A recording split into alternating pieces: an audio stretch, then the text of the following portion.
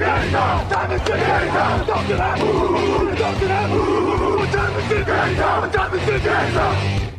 débrief donc des deux premiers matchs de la semaine numéro 18, hein. Ce débrief, vous pouvez le retrouver sur YouTube, sur la chaîne YouTube TD Actu, et que ce débrief est sponsorisé par Unibet, notre partenaire de paris en ligne depuis plus de 10 ans, qui permet de parier sur les matchs NFL de votre choix. Donc Kevin, le programme du débrief, on va analyser deux matchs.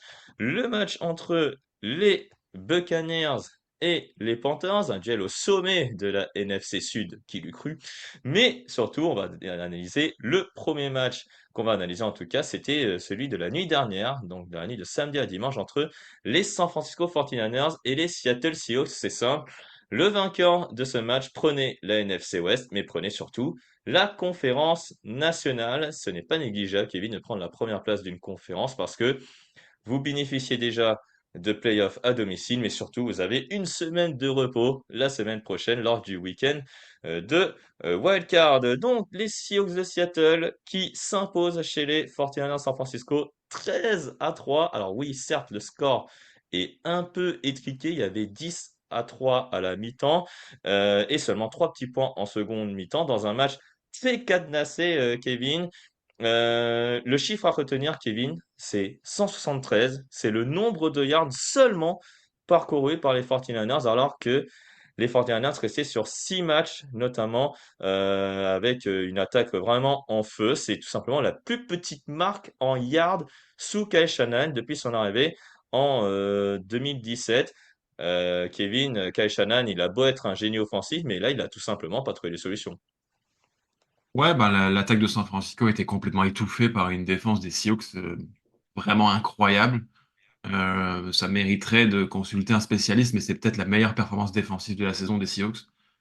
Tellement ils étaient présents dans tous les secteurs et ils ont complètement étouffé cette attaque de San Francisco. Alors, on pourra dire que Kyle Shanahan n'a pas trouvé les solutions, qu'il a échoué. C'est vrai que il est à une victoire et 38 défaites quand il est mené de 7 points en quatrième quart-temps. Ah, Des ça, chiffres c'est une qui font stat mal. effectivement qu'on a relevé, ça fait mal, oui, ça fait très mal. Ça fait extrêmement mal. Mais voilà, ils ont souffert de beaucoup d'événements contraires, beaucoup de positions de terrain très difficiles et très favorables pour les Seahawks aussi. Christian McCaffrey a que 8 courses dans ce match, c'est famélique. Donc voilà, tout simplement, il y avait une équipe bien meilleure que l'autre hier soir sur le terrain et les Seahawks sont logiquement. Ouais, on reviendra sur la performance incroyable défensive des Seahawks, mais effectivement, Brock Purdy, qu'on voit ici à l'image, 19 sur 27, 127 yards, une interception, beaucoup de fois mis sous pression. Mais quand Brock Purdy a été en difficulté, c'est souvent le jeu au sol qui prend le relais. Et là, Kevin, le jeu au sol, tu l'as cité, Christian McCaffrey, seulement 8 courses, mais c'est surtout 23 yards seulement. Un ballon cafouillé conduisant à une interception. Est-ce que finalement, bah, pour les équipes adverses qui veulent s'inspirer du succès des Seahawks, la clé, elle est là pour battre les 49ers, c'est-à-dire limiter McCaffrey et mettre la pression sur Brock Purdy pour battre cette équipe. Oui, complètement. Après, la ligne offensive souffrait de l'absence de Trent Williams, qui a été très préjudiciable sur le côté aveugle de Brock Purdy. Ça l'a mis dans une pression folle tout le match. Et le jeu au sol l'a pas aidé. C'est vrai que c'est la solution. Après, il faut pouvoir défendre comme les Seahawks l'ont fait. Je pense qu'il y a très peu d'équipes qui sont capables de le faire aussi. Donc faudra voir. Mais oui, on a vraiment vu une attaque étouffée. Je pense que c'est le terme. Oui, donc même Ricky Pearsall qui était absent, celui qui est censé être le receveur numéro 1, on a Jawan Jennings qui a été limité, George Kittle aussi limité. Aussi des chiffres que j'aimerais signaler, seulement 2 sur 9 en troisième tentative, 0 sur 2 en quatrième tentative, seulement 9 premières tentatives gagnées et pas une dans le premier quart-temps. Vraiment, l'attaque des 49ers, elle a vraiment connu tout simplement un trou noir. Est-ce qu'on peut dire avant les playoffs, là, pour les 49ers, est-ce que on peut parler d'accident ou est-ce qu'on peut parler d'un plan de jeu qui n'a pas fonctionné ou est-ce que tout simplement, ben, Kyle Shanahan, j'ai cité, génie offensif peut-être qu'il est, mais il n'a pas réussi à changer le mindset, c'est-à-dire à retourner le problème dans l'autre sens pour contourner cette défense des Seahawks. Bah, en fait, c'était une opposition de style complète. On avait la meilleure attaque en troisième tentative contre la meilleure défense en troisième tentative. On ne savait pas laquelle allait prendre l'avantage. San Francisco était entre 60 et 70% de réussite en troisième tentative sur les 4 derniers matchs. Et ben, on l'a vu, la défense des Seahawks est finalement une meilleure défense que n'est une bonne attaque pour San Francisco. Donc oui, bah c'est potentiellement un accident. Après, il y a des match-ups plus favorables. On l'a vu, contre Chicago, qui est un potentiel adversaire en playoff, c'est quand même un peu plus facile. Même Philadelphie, il y aura peut-être un peu plus d'ouverture, même si on sait que Philadelphie a une bonne défense, mais est capable aussi de prendre des camions de yards de temps en temps. Donc voilà, mais je dirais que le gros danger pour les 49ers en playoff, il se trouve dans la division, c'est la NFC West, c'est les Rams et les Seahawks.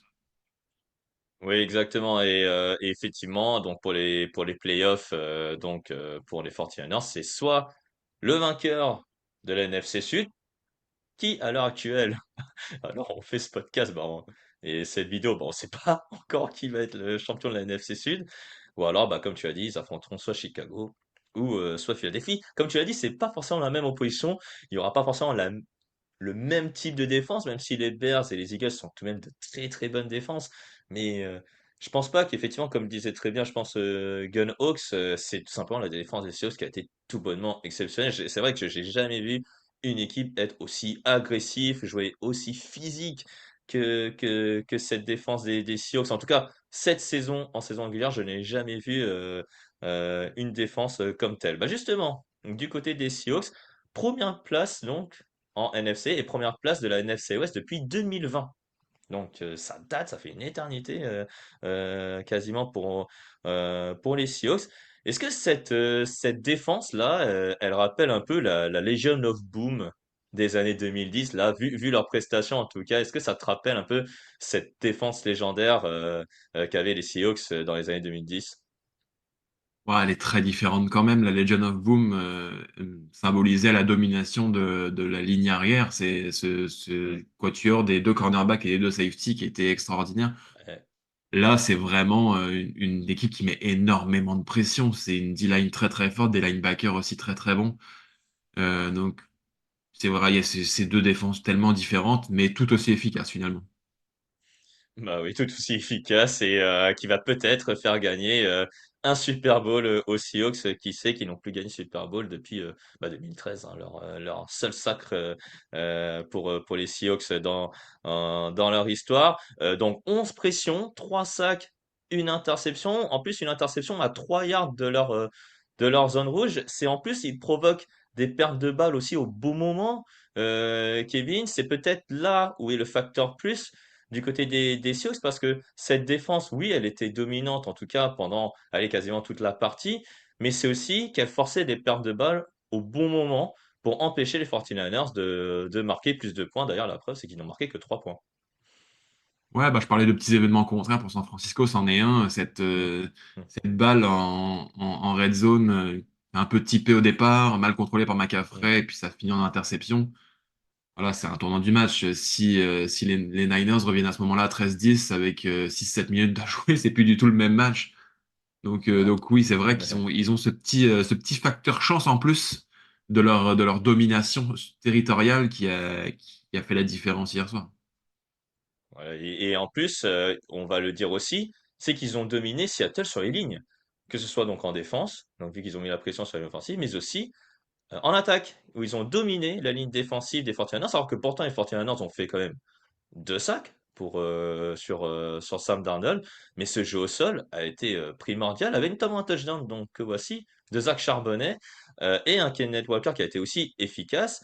Donc là aussi, c'est vraiment un succès à l'ancienne, comme on dit Kevin, une défense agressive et un jeu au sol qui va épuiser la défense des 49ers. Ouais, après, j'aurais tendance à diminuer, mais à calmer un peu la domination des lignes de Seattle parce que San Francisco, c'est une Mhm. catastrophe. La ligne offensive était assez décimée. La ligne défensive, c'est la pire, une des pires de la ligue. Je regardais les stats en sac avant le match. San Francisco est dernier en nombre de sacs avec 7 sacs de retard sur l'avant-dernier. C'est une Ouais. équipe qui est dans une incapacité totale à mettre la moindre pression sur le quarterback. Donc oui, il y a eu une domination de Seattle dans ce domaine, mais c'est probablement l'adversaire le plus facile à dominer aussi dans ce domaine. Mais malgré tout, ils ont le mérite de l'avoir fait. Et Brock Purdy a jamais pu lancer.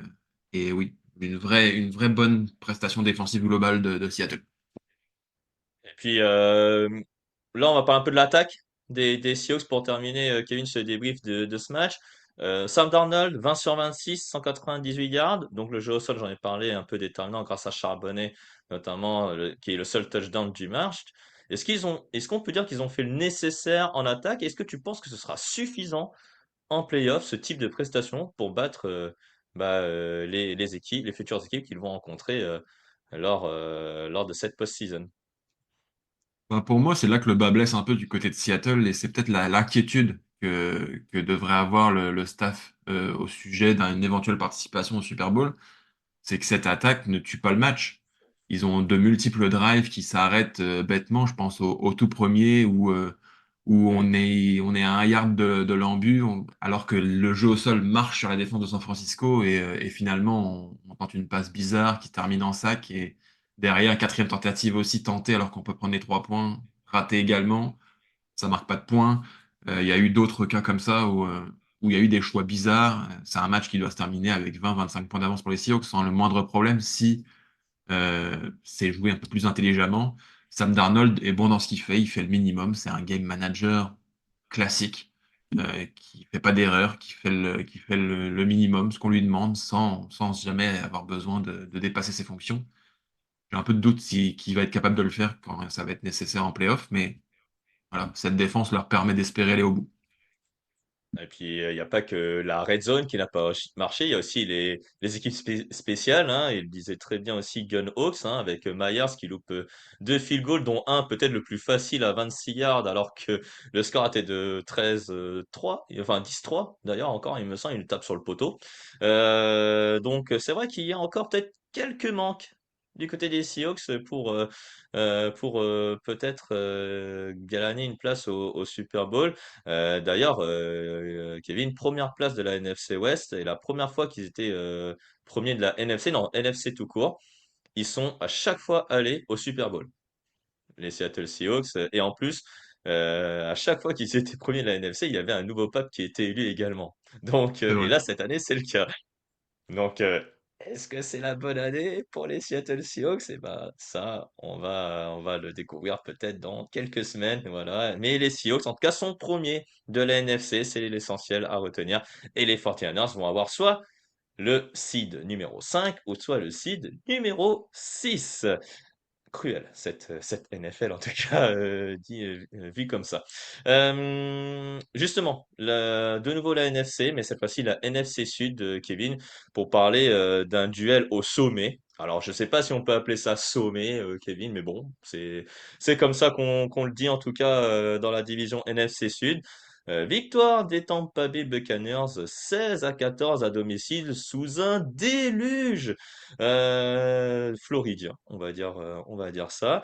Bon, ils ont fait le nécessaire, hein, les Buccaneers, mais après, Kevin, ce débrief, il m'embête aussi un peu parce que à l'heure actuelle et à l'heure où on enregistre, on ne sait toujours pas qui va gagner la NFC Sud. Ça dépend du match à 19 h dimanche entre les Atlanta Falcons et New Orleans Saints. Et si vous écoutez ce podcast, mais aussi cette vidéo sur YouTube, vous connaîtrez, le vainqueur de la division NFC Sud. Et donc, peut-être que voilà, ce débrief, en tout cas, changera de ton, en tout cas dans l'introduction. En tout cas, Kevin, on n'a pas vécu un grand match de football hein, dans le déluge floridien entre les Bucks et les Panthers. On a typiquement vu une rencontre un peu estampillée NFC Sud. Ouais, le niveau pour une équipe de playoff, que ce soit les Panthers ou les Buccaneers, fait un peu peur quand même. Alors on va avoir un champion de division à 8 victoires, 9 défaites, quoi qu'il arrive. Mhm. C'est honnêtement, peu importe laquelle des deux équipes passe, ça semble être une victime un peu expiatoire d'à peu près n'importe qui d'autre en NFC au premier tour des playoffs, tellement le niveau est quand même relativement bas. On verra, mais en tout cas, on n'a pas eu un match très très fort en plaisir pour les deux équipes. Ouais, ouais, pas très fort en plaisir déjà, je pense sur le terrain, parce que bah, il y a eu la pluie, mais nous aussi visuellement, il y a eu la pluie qui masquait un peu le ballon et on voyait pas grand-chose sur le terrain. Et le pauvre Alexandre Locke qui avait le résumé, bah, C'est démené comme il pouvait, mais je pense il a fait un super résumé en tout cas de ce match. Justement, le match, Kevin, c'est ça, c'est un touchdown rapide des Bucks en première période, et puis après, plus grand-chose. Carolina qui réduit la marque à 17, puis ensuite 13-7 à la mi-temps, et puis ensuite en seconde période, pas grand-chose dans le troisième quart-temps. C'était un peu la même chose entre les 49ers et les Seahawks. En fait, c'est simple, c'est que hier soir, enfin samedi soir, si vous avez regardé le troisième quart-temps, c'était pas la peine d'y rester, hein. Il y avait 0 point dans les deux matchs, et puis un fumble, un field goal, une flea flicker ratée, un touchdown de Cocker, mais c'était trop tard pour les Panthers, pour espérer renverser la rencontre, et donc victoire des Buccaneers 16-14. Donc finalement, on retient quoi de la victoire des Buccaneers, Kevin? Qu'est-ce qu'on retient de cette victoire? Qu'il leur reste au moins le mental, c'est vrai qu'on ne reconnaît pas, hein, ces équipes des Buccaneers du début de saison qui étaient très dominantes avec un Baker Mayfield dont on parlait potentiellement pour être MVP. On retrouve pas cette énergie positive, offensive qui faisait leur succès. Bon, on a envoyé Bucky Irving 26 fois à la course. Ça peut se comprendre 85 avec ces yards. conditions. C'est peut-être là aussi que la différence se fait parce que les Panthers ont forcé à la passe et finalement n'ont couru que 14 fois avec 3 joueurs différents contre 42 pour Tampa Bay. Donc c'est peut-être là que ça se joue sous ces conditions. C'est vrai que le jeu au sol s'imposait. Voilà, les deux quarterbacks ont quand même dépassé les 200 yards, mais voilà. Tampa, finalement, au mental, va chercher la victoire dont ils avaient besoin et vont attendre maintenant les résultats d'aujourd'hui. Ouais, en tout cas, on retient le mental, et Baker Mayfield, on retient quoi? Parce que 16 sur 22, 203 yards, un touchdown, une interception. Par rapport aux 4 derniers matchs notamment, est-ce que tu as vu du mieux? Est-ce qu'il est finalement au même niveau que les semaines dernières, mais sauf que là, c'est une victoire? Euh, As-tu observé du progrès? Pas vraiment. On ne reconnaît plus le Baker Mayfield dominant du début de saison. C'est un quarterback moyen voilà, qui lâche une interception quasiment par match. Euh, il a un Mike Evans qui attend que le ballon, il n'envoie que 2 réceptions pour 34 yards. Kyle Otton, lui, a reçu 7 ballons. Euh, donc, euh, donc C'est vrai qu'il voilà, y avait un déséquilibre au niveau des cibles aussi, ça c'est aussi un peu inquiétant.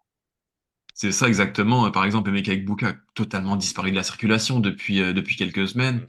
alors que c'était un très bon receveur en début de saison. Donc voilà, on dirait qu'il a un peu perdu la main sur cette attaque, qu'il sait plus trop quoi faire, et, euh, et finalement, c'est toute l'attaque qui en pâtit.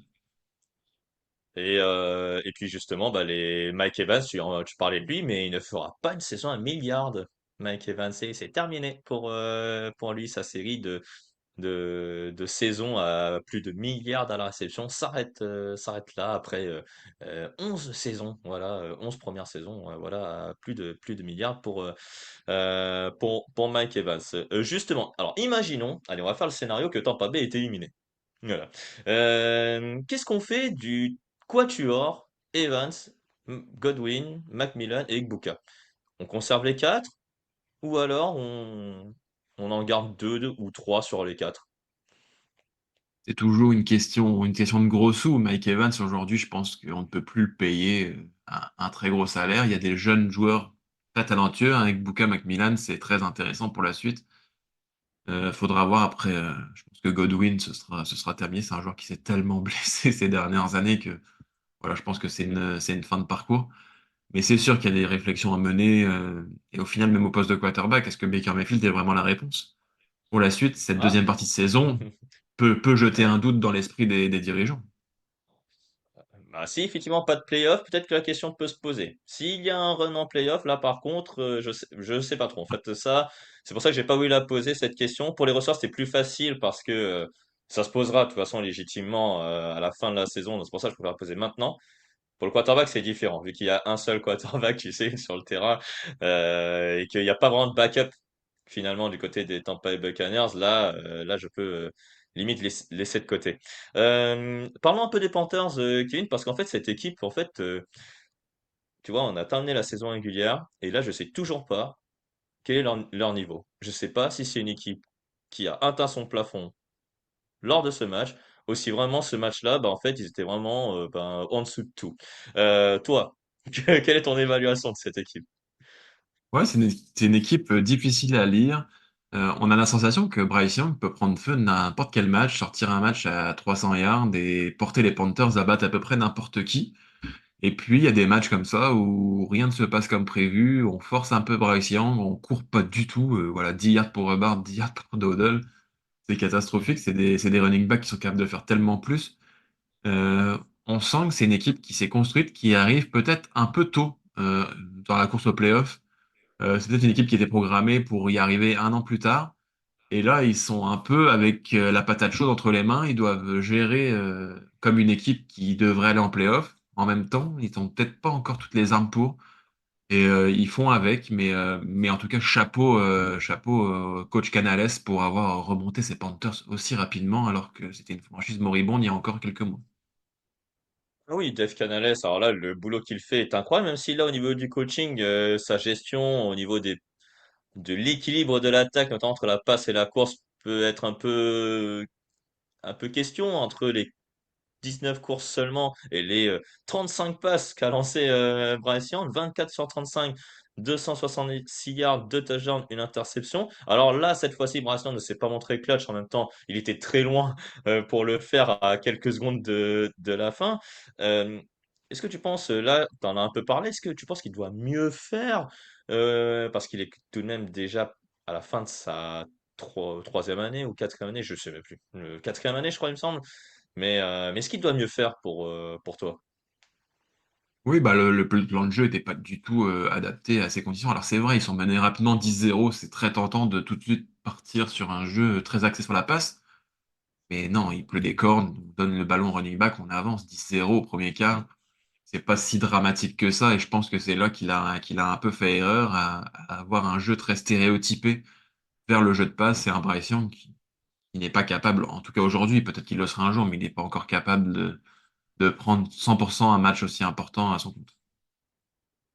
Et puis, tu as cité le jeu au sol. Tu sais que Rico Dowdle, depuis début novembre, il ne dépasse même plus les 60 yards à la course. C'est comme si la cohabitation avec Chuba Hubbard, ça l'a perturbé. Je sais pas toi si tu l'as senti, mais ça l'a perturbé. Je sens que il n'est plus le même joueur. Il n'arrivait même pas à avancer. En tout cas, Rico Dowdle, lui qui était censé être le running back numéro un. Euh, Dernier mot peut-être, Kevin, c'est l'arbitrage. Une nouvelle fois qui a été un peu déterminante, on va dire, dans ce match entre les Buccaneers et les Panthers, avec une faute assez étrange sifflée contre les Panthers. Est-ce qu'on peut dire que les Panthers ont été floués, ou alors sans cette erreur d'arbitrage, Tampa Bay mérite tout de même sa victoire, malgré tout, sur un score étriqué de 16-14.